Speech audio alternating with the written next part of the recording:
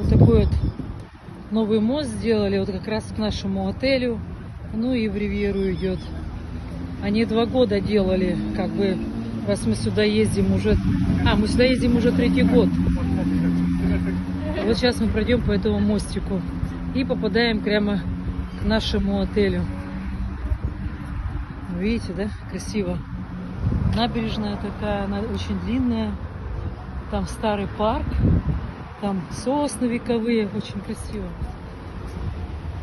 В общем, вот так сейчас снимем.